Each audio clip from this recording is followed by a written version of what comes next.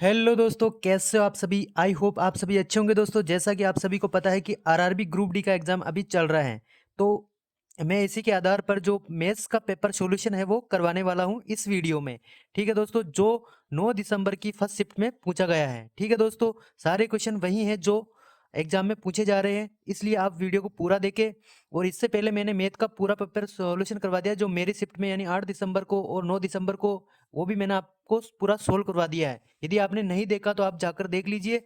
और यदि आपने हमारे चैनल को सब्सक्राइब नहीं किया तो प्लीज़ सब्सक्राइब कर लीजिए, अपने दोस्तों तक शेयर कर दीजिए और वीडियो को लाइक करना ना भूलें। चलिए शुरू करते हैं। पहला क्वेश्चन है किसी धनराशि पर एकल छूट जो उसी धनराशि पर 3 एकल छूट, यानी 10% की छूट और 15% की छूट और 7% की क्रमिक छूट के तुल्य है। ठीक है दोस्तों, ऐसा क्वेश्चन पूछा गया है।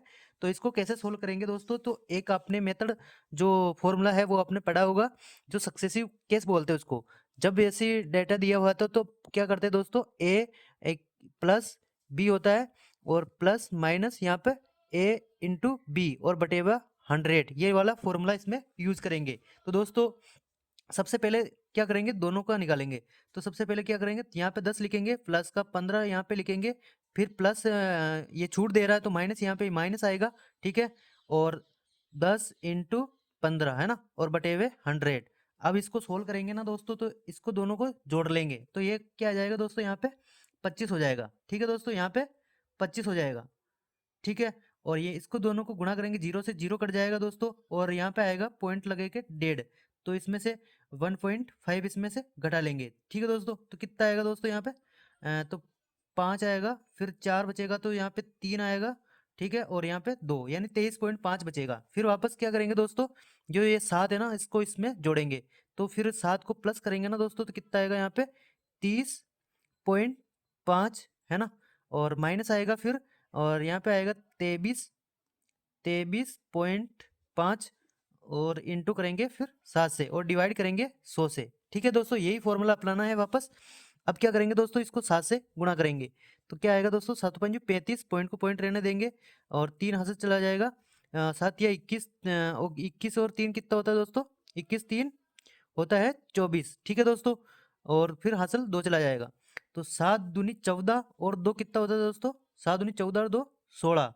तो ये हो जाएगा, यहाँ पे 2 जीरो है ना दोस्तों, तो यहाँ पे पॉइंट है तो यहाँ पे आ जाएगा। तो ये क्या बचेगा दोस्तों, माइनस करना है 1.645। ठीक है, इसको जब इसमें से घटाएंगे दोस्तों तो क्या आएगा दोस्तों, यहाँ पे 5 रहेगा, यहाँ पे 9 है तो यहाँ पे आएगा 5 आएगा। ठीक है दोस्तों, और फिर यहाँ पे क्या बचेगा दोस्तों, 4 बचेगा, तो एक हाथ से लाएंगे यहाँ से तो कितना आएगा दोस्तों, 14 में से 6 गए तो 8 है।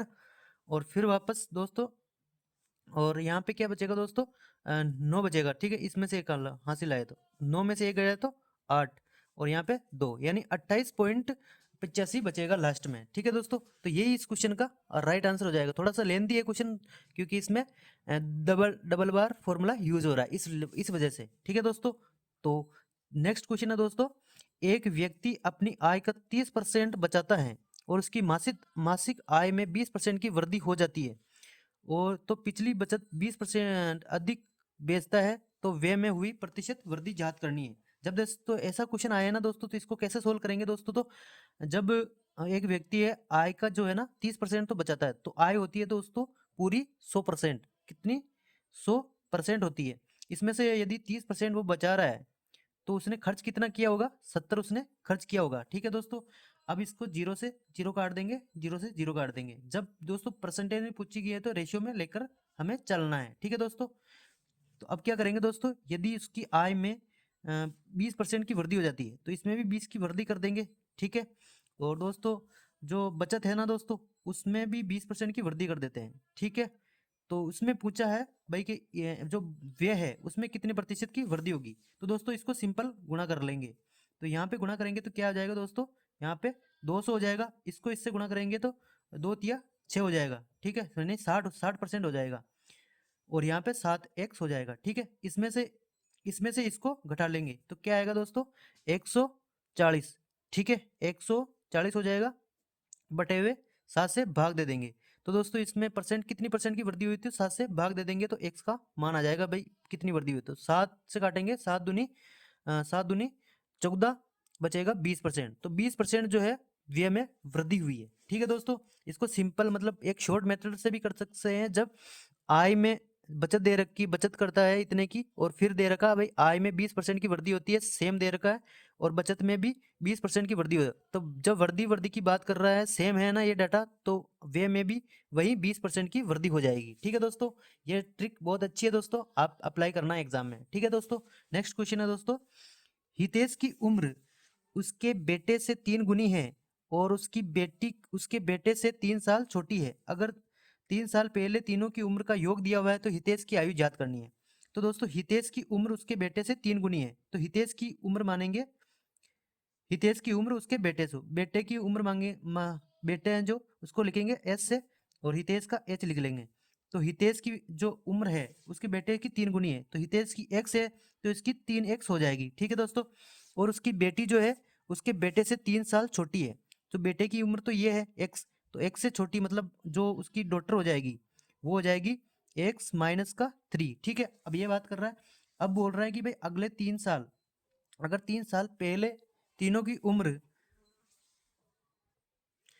तो दोस्तों 3 साल पहले तीनों की उम्र का योग जो है वो 123 साल था, है ना, तो हितेश की वर्तमान आयु, तो 3 साल पहले हम चलेंगे, ये अभी वर्तमान आयु का दे रखा है। ठीक है, तो 3 साल पहले में तीनों की आयु क्या होगी, 3 साल, मतलब 3 3 साल जुड़ेगी। ठीक है दोस्तों, तो 3 3 9 हो जाएगा। ठीक है, और प्लस माइनस का ये 3 है, तो यहाँ पे क्या हो जाएगा दोस्तों, इन सभी को जोड़ लेंगे, तो 3x तो ये हो गया, ये एक्स ये हो गया, और एक ये, तो 3 और 2 कितने हो गया दोस्तों, ये 5x हो गया। ठीक है, 5x, और ये माइनस का 3 है ये, और 3 साल पहले की दे रखी है दोस्तों।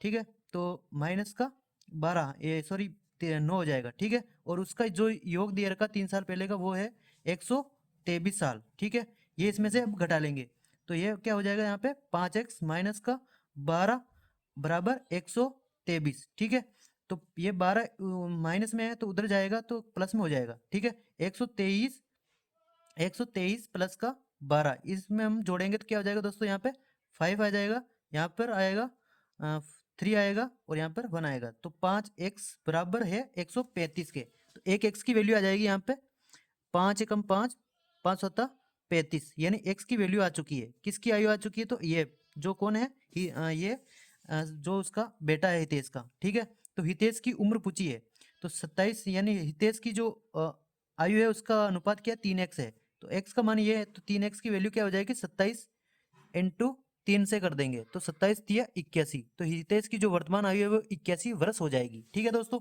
नेक्स्ट क्वेश्चन है दोस्तों, जो बहुलक से पूछा गया है स्टैटिक्स से।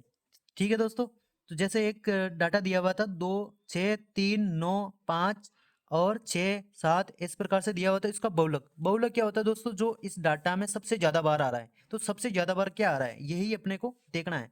तो सबसे पहले 6 को पकड़ेंगे, तो 6 एक बार, 2 बार, 3 बार, यहाँ पे आएगा फिर 4 बार, तो 4 बार आ रहा, जहां तक मुझे देख रहा भाई 4 बार केवल 6 ही आ रहा, तो 6 इस ये डाटा का जो बहुलक हो जाएगा वो हो जाएगा 6, है ना, 6 इस क्वेश्चन का राइट आंसर हो जाएगा। ठीक है दोस्तों, यही इस क्वेश्चन का राइट आंसर है। नेक्स्ट क्वेश्चन है दोस्तों 5वें नंबर का है, जो सिंप्लीफिकेशन का दिया हुआ है, इसको सिंपल सोल्व करना है बोर्ड मास के नियम के आधार पर, है ना।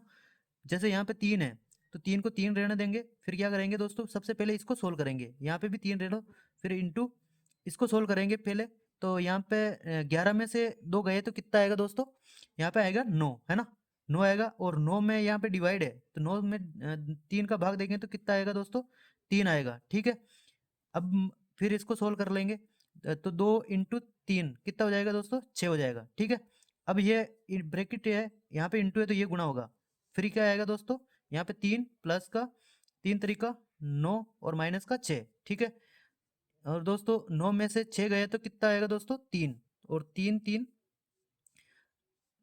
9 में से यहाँ पे 3 बचेगा, फिर 3 प्लस 3 6, तो इस क्वेश्चन का राइट आंसर हो जाएगा दोस्तों 6। ठीक है दोस्तों, जो ऑप्शन में दिया हुआ था।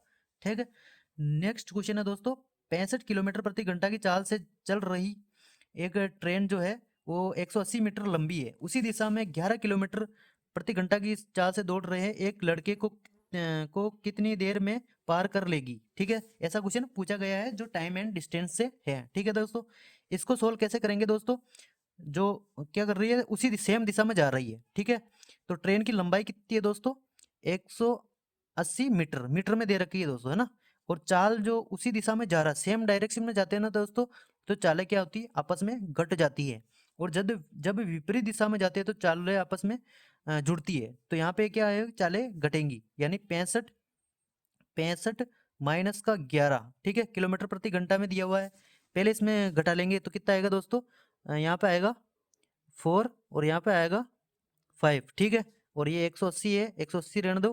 फिर क्या करेंगे दोस्तों, किलोमीटर प्रति घंटा में दिया हुआ है, तो इसको मीटर पर सेकंड में करने के लिए क्या करेंगे, इससे 5/18 से गुणा कर देंगे। और अपने को क्या याद करना है, टाइम याद करना है, तो टी यहाँ पे याद करना है। तो 18 तिया होता है 54 और तीनों पंजे होता है 15। जब इसमें 15 का भाग देंगे तो दोस्तों क्या आएगा दोस्तों, टाइम निकल कर आ जाएगा। तो टाइम आएगा दोस्तों 12 सेकंड। जब 15 का भाग देंगे तो 12 सेकंड में वो पार कर लेगी। ठीक है दोस्तों, तो इसका राइट आंसर हो जाएगा 12 सेकंड। नेक्स्ट क्वेश्चन दोस्तों, 1/20 और 10/40 का कितना प्रतिशत है। देखो देखो दोस्तों, ये क्वेश्चन बहुत ज़्यादा रिपीट हो रहा है ना। मैंने पिछली वाले वीडियो में भी इस क्वेश्चन को सोल्व करवाया था। ठीक है, तो इसको कैसे सोल्व करेंगे दोस्तों, तो सबसे पहले इसको लिख लेंगे 1/20। ठीक है दोस्तों, अब ये यहाँ पे क्या का लगा हुआ है ना, जिसके साथ का होता है, से होता है, वो नीचे चला जाता है। तो यहाँ पे लिख लेंगे हम 10/40। ठीक है, अब क्या करेंगे दोस्तों, जो नीचे होता है सबसे नीचे, वो ऊपर चला जाता है। तो यहाँ पे लिखेंगे फिर 1/20 इंटू यहाँ पे 40 आ जाएगा, और यहाँ पे बटे 10 यहाँ पे बटे में आ जाएगा। और परसेंट में निकालने के लिए 100 से गुणा कर देंगे, 2 जीरो से मैं 2 जीरो काट दूंगा। ठीक है, और इसका भाग देंगे तो क्या आ जाएगा दोस्तों, 20%। इस क्वेश्चन का राइट आंसर है।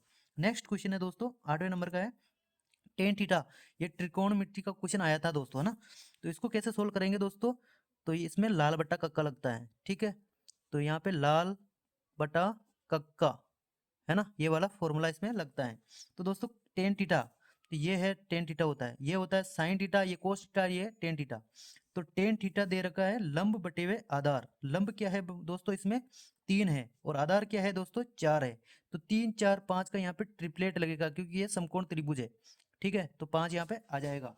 अपन को क्या करना है, कोसेक थीटा याद करना है। कोसेक थीटा क्या होता है दोस्तों, जो साइन का विपरीत होता है। ठीक है दोस्तों, तो कोसेक थीटा याद करने के लिए क्या करेंगे दोस्तों, COEC, ठीक है, थीटा बराबर कोसेक थीटा जो होता है साइन का विपरीत है। साइन पूछता तो यदि लंब बटे हुए कर्ण हो जाता है, तो इसका विपरीत करेंगे, यानी कर्ण। कर्ण क्या है दोस्तों, कर्ण क्या है दोस्तों, 5 है, और लंब क्या है दोस्तों, 3 है। तो 5/3 इस क्वेश्चन का राइट आंसर हो जाएगा दोस्तों। ठीक है, नेक्स्ट क्वेश्चन था दोस्तों, ये भी ट्रेन से ही था, ट्रेन टाइम एंड डिस्टेंस से। ठीक है, तो 130 किलोमीटर और 130 मीटर और 110 मीटर लंबी दो ट्रेनें जो समांतर रेल पथों पर विपरीत दिशा में, देखो दोस्तों विपरीत दिशा में है ना, वहां पे समान दिशा में था, यहाँ पे विपरीत दिशा में है, और दोनों की चाल चाल दे रखी है, एक की 97 है, एक की 65 है।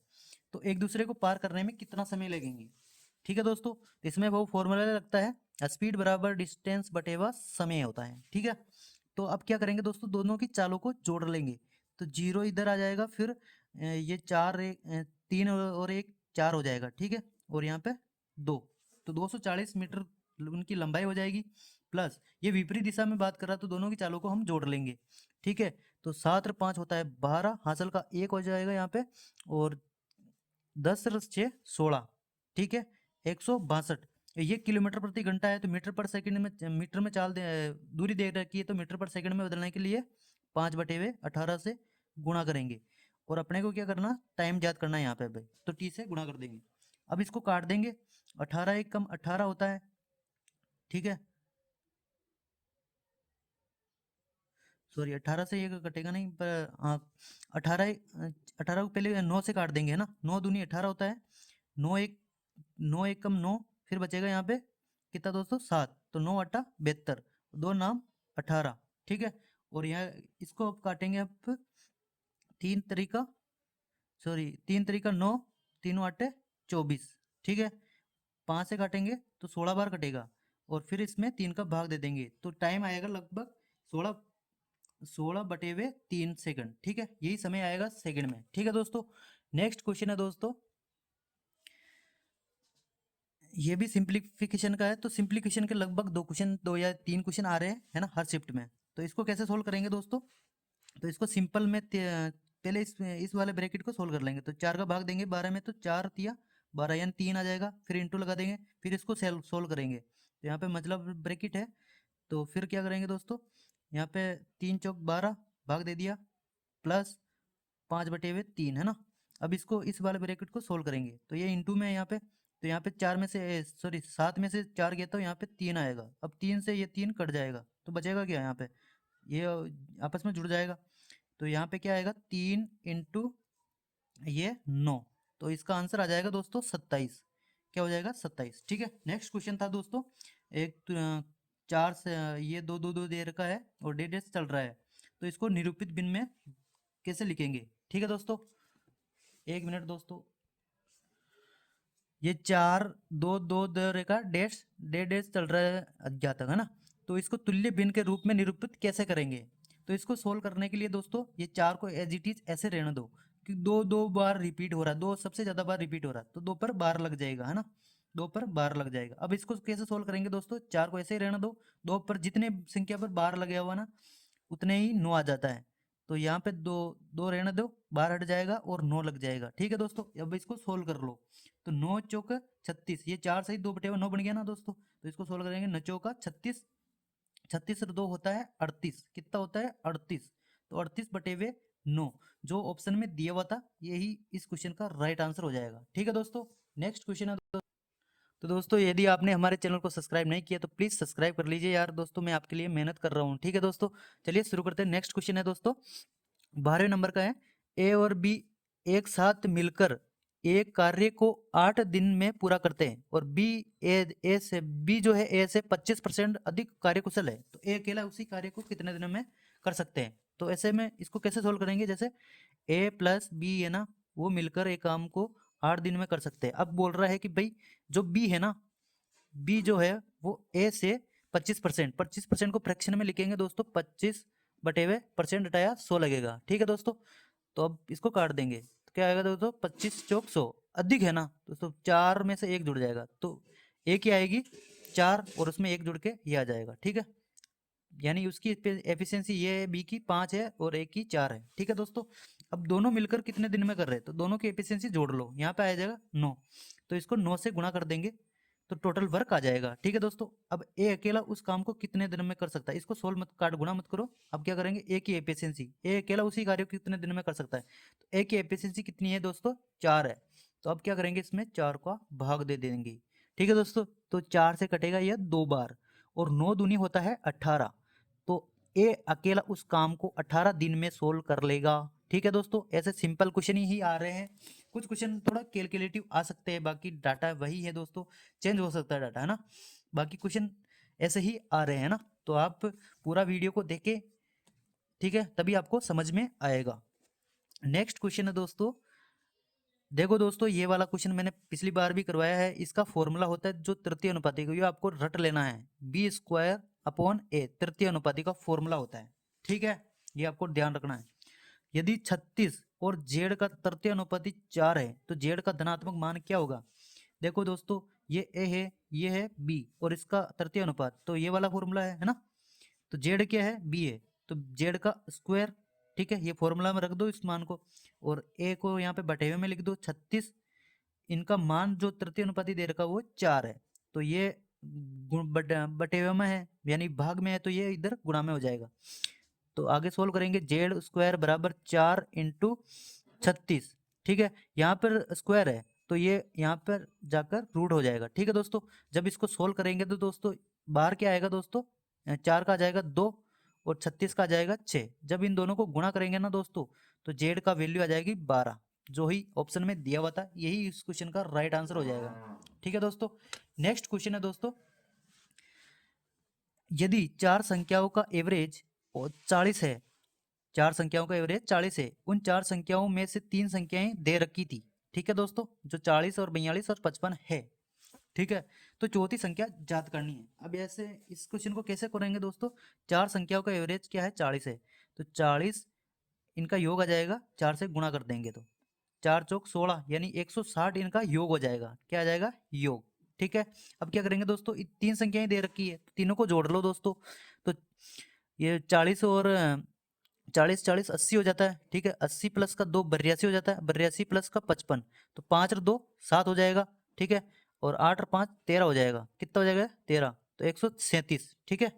यही हो जाएगा। फिर चौथी संख्या निकालने के लिए क्या करेंगे, चारों संख्याओं के योग में से घटा लेंगे, ठीक है। यहाँ पे 137 घटाएंगे, यहाँ पे क्या आएगा दोस्तों 3 आ जाएगा। यहाँ पे 5 में से 2 गए तो 3, सॉरी 5 में से 3 गए तो 2 आ जाएगा, यानी 23 जो है ना वो चौथी संख्या है। कौन सी चौथी संख्या, ठीक है। तो यही इस क्वेश्चन का जो राइट आंसर हो जाएगा वो 27, ठीक है दोस्तों। नेक्स्ट क्वेश्चन है दोस्तों,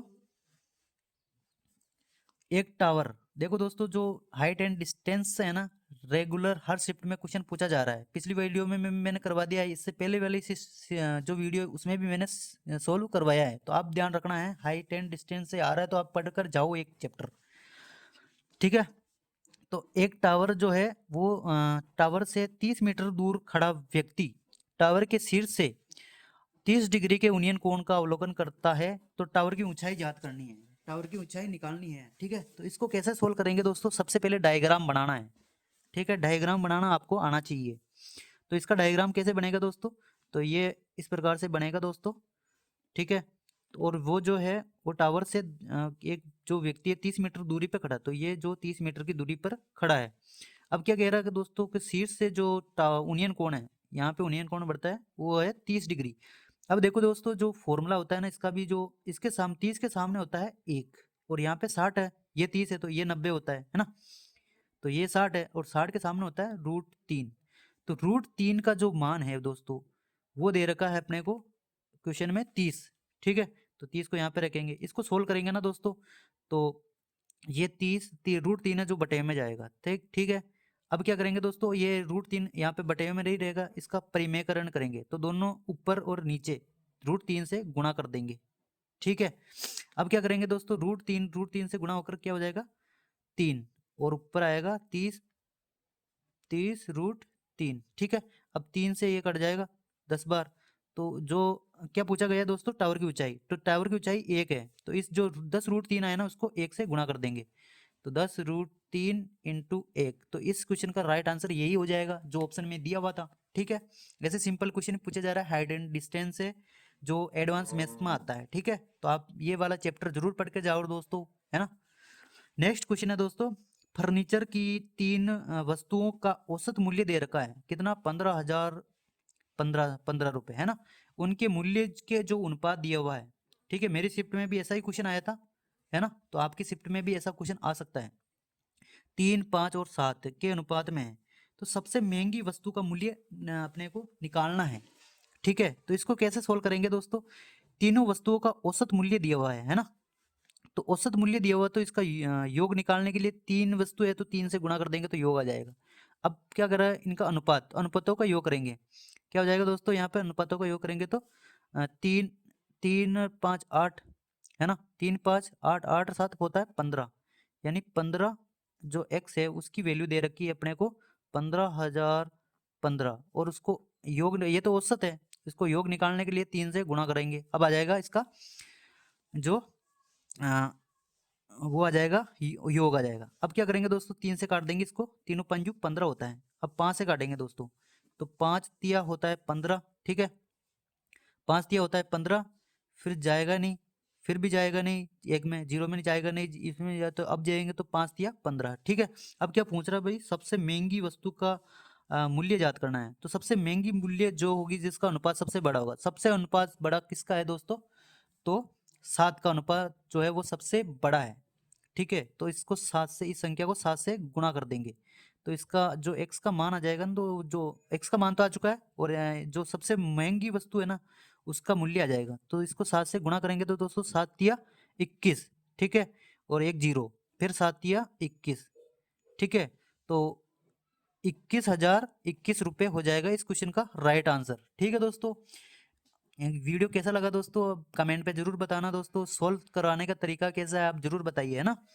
ऐसे ही इजी इजी क्वेश्चन पूछे जा रहे हैं कुछ, हाँ थोड़े से कैलकुलेटिव आ रहे हैं ना, तो आपको कैलकुलेशन तो करनी पड़ेगी भाई। अब ये क्वेश्चन है दोस्तों 17वां नंबर का है, ये रूट में दिया हुआ था 22,500 500 है ना, और बटे हुए में 900, तो इसको सोल्व करना था। तो जो 22,500 है ना दोस्तों, ये किसका रूट किसका स्क्वायर होता है, तो ये दोस्तों जो 15 है ना उसका स्क्वायर तो होता है 225, और 100 का जाए 10, तो है ना 10 12 जाएगा। ठीक है, इसी प्रकार इसमें जो 900 है ना, ये किसका रूट होता है, किसका स्क्वायर होता है, तो ये 30 का स्क्वायर होता है 900। ठीक है, अब क्या करेंगे, काट देंगे इसको, तो 3 से कटेगा 5 बार, तो इस क्वेश्चन का राइट आंसर आ जाएगा 5। ठीक है, जो ऑप्शन में दिया हुआ था। नेक्स्ट क्वेश्चन है दोस्तों, किसी बेलन का आयतन, ये भी दोस्तों एडवांस मैथ से, जो बेलन आप बोलते हैं भाई एडवांस मैथ से क्वेश्चन कैसे आ रहे हैं, तो इसी प्रकार से क्वेश्चन आ रहे हैं दोस्तों, है ना एडवांस मैथ से। एक तो ये वाला क्वेश्चन हो गया, और एक ये वाला क्वेश्चन हो गया। ठीक है, एक जो मैंने पहले सोल्व करवाया था, ठीक है, ये वाला जो आप देख कर जाना त्रिकोणमिति से। ठीक है, ये वाला ऐसे इसी क्वेश्चन आ रहा है जी, ज्यादा हार्ड नहीं आ रहा है। ठीक है, तो किसी बेलन का आयतन जो है वो 5500 मीटर क्यूब दे रखा है। यदि बेलन की ऊंचाई 70 मीटर है तो इसका व्यास ज्ञात करो। तो बेलन का जो आयतन का फॉर्मूला होता है वो होता है, क्या होता है दोस्तों, पाई आर स्क्वायर एच। ठीक है, जो दे रखा है अपने को 5500 मीटर क्यूब। ठीक है दोस्तों, अब इस फॉर्मूले में ये वाला मान रखेंगे, अपने को त्रिज्या ज्ञात करनी है। तो 22 बटे हुए पाई का मान होता है 22 बटे हुए 7, आर अपने को निकालनी है, तो आर स्क्वायर रहने दो, और ऊंचाई अपने को दे रखी है 70 मीटर। ठीक है, और उसकी वैल्यू है 5500 के बराबर। ठीक है, अब 7 से कट जाएगा ये कितने बार, 10 बार। ठीक है, और अब काटेंगे इसको, 11 दूना 22, और 11 पंडा होता है 55। ठीक है, एक जीरो से मैं एक जीरो को ये काट दूंगा, और फिर 2 से इसमें भाग दूंगा, तो कितना आएगा 25, 25 बार, है ना। तो अब क्या आएगा दोस्तों, आर स्क्वायर की वैल्यू जो है वो 25 के बराबर है। तो ये यहाँ पे तो इसका स्क्वायर, यहाँ पे स्क्वायर में तो यहाँ पे रूट लग जाएगा, तो आर का मान आएगा दोस्तों 5। ठीक है, अपने को क्या पूछा है, व्यास। तो व्यास क्या होता है, त्रिज्या का 2 गुना होता है। व्यास क्या होता है, त्रिज्या का 2 गुना होता है, तो इसको 2 से गुणा कर देंगे, है ना। व्यास को, ये त्रिज्या को 2 से गुणा करेंगे दोस्तों, तो जो 10 मीटर है ना, ये इस क्वेश्चन का राइट आंसर हो जाएगा, जो व्यास पूछा गया था, है ना। यही इस क्वेश्चन का राइट आंसर है, जो ऑप्शन में दिया हुआ था। नेक्स्ट क्वेश्चन था दोस्तों 19वें नंबर का था, वह छोटी से छोटी संख्या ज्ञात करो जिससे 6300 को गुणा करने पर प्राप्त संख्या पूर्ण वर्ग वर्ग होगी। तो दोस्तों इसको कैसे सोल्व करेंगे दोस्तों, अपने को इस संख्या को किस संख्या से गुणा करें कि वो पूर्ण वर्ग बन जाए, तो इसको सिंपली अपने को तोड़ लेना है। जैसे देखो दोस्तों, यहाँ पे 63 लिख दूंगा मैं, फिर इंटू में 100 लिख दूंगा, फिर इसको तोड़ूंगा, है ना।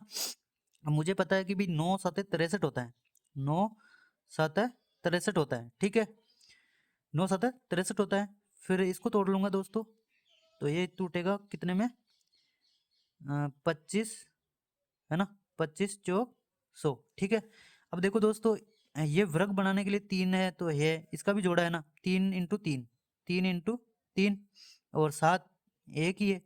और 25 को कैसे तोड़ेंगे दोस्तों, 5 इंटू 5, और इसको कैसे तोड़ेंगे दोस्तों, 2 इंटू 2। तो सभी जोड़े में है, यानी वर्ग में है। ये भी जोड़ा में है, ये भी जोड़े में है, किसके पास नहीं है वही लगा दो इस क्वेश्चन में। तो 7 यहाँ पे लगा देंगे ना दोस्तों, तो 7 ही इस क्वेश्चन का राइट आंसर हो जाएगा। ठीक है दोस्तों, कैसा लगा ट्रिक, है ना। तो ऐसे ही क्वेश्चन इजी इजी क्वेश्चन पूछे जा रहे हैं, और इतने ही क्वेश्चन मुझे जो पता चला वो मैंने आपको बता दिया है ना दोस्तों। यदि आपको वीडियो अच्छा लगा, यदि हमारी मेहनत थोड़ी सी भी अच्छी लगी, तो दोस्तों वीडियो को लाइक और चैनल को सब्सक्राइब जरूर कर लीजिए दोस्तों। मैं ये क्वेश्चन लिखने में बहुत ज़्यादा टाइम लगता है ना, तो इतनी मेहनत मैं कर रहा हूँ, तो थोड़ी सी मेहनत आप कर लीजिए दोस्तों। ये पूरा पेपर मैंने सोल्व करा दिया है, जो मैथ का पेपर सॉल्यूशन है 19 दिसंबर की फर्स्ट शिफ्ट में है। इससे पहले मैंने साइंस का डाल दिया है, देख लीजिए। और आप और किसका वीडियो चाहिए आज जरूर बताइए। चैनल को सब्सक्राइब जरूर कर लेना दोस्तों ना, भूलना मत, और वीडियो को लाइक कर दीजिए दोस्तों। ठीक है, इतना ही मांग रहा हूँ मैं आपसे, ज़्यादा नहीं मांग रहा हूँ। और दोस्तों बाकी वाला ये वाला तो आपने वीडियो देख लिया होगा, जो मैंने पहले ही करवा दिया 16 दिसंबर की थर्ड शिफ्ट वाला। यदि आपने नहीं देखा तो जाकर देख लीजिए। ये देखो, इतने मैंने लिख लिख के मैंने आपको सोल्व करवाए हैं, है ना। आप देख सकते हो आपके लिए मैं कितनी मेहनत कर रहा हूँ। चलिए ठीक है दोस्तों। और दोस्तों अभी जो 20 तारीख का वाला है, जो मैं उसका वीडियो भी डाल दूंगा, है ना। चलिए, जय हिंद जय भारत।